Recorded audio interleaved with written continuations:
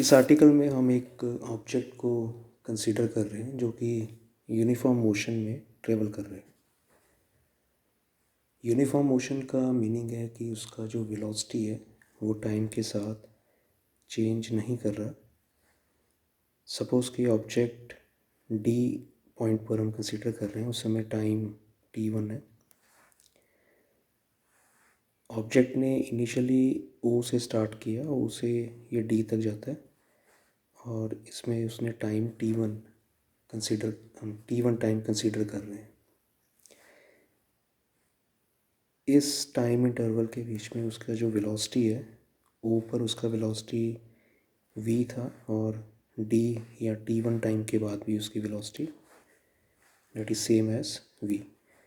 तो जैसे टाइम आप कंसीडर कर रहे हो, टाइम जैसे जैसे इंक्रीज़ कर रहा है, बट हर एक पॉइंट पर जो उसकी वेलोसिटी है वो सेम है, it is not changing. So the velocity of the object is not changing with respect to time. That's why the object is moving with uniform motion. अगर ऑब्जेक्ट यूनिफॉर्म मोशन में travel कर रहा है, उसकी velocity time के साथ constant है, velocity change नहीं कर रही। अब आप जब भी किसी ग्राफ को स्टडी करते हो तो आप उसमें दो टर्म्स कंसीडर करते हो, one is slope and second is area.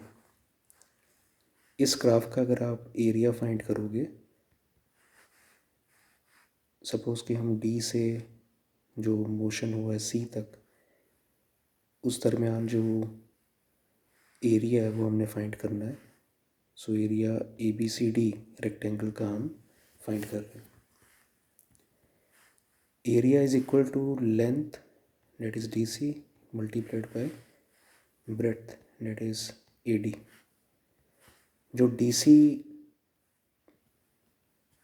Side है उसको आप टाइम के टर्म में डिनोट कर सकते हो।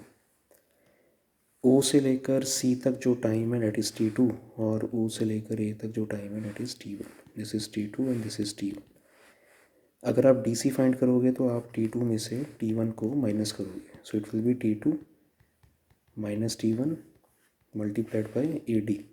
अब जो ए डी वाला साइड है इट इज़ वेलोसिटी v।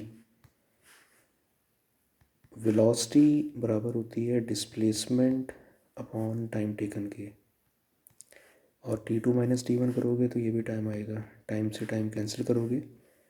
तो अगर आप एरिया फाइंड कर रहे हो वेलोसिटी टाइम ग्राफ का, the area of velocity time graph gives us displacement.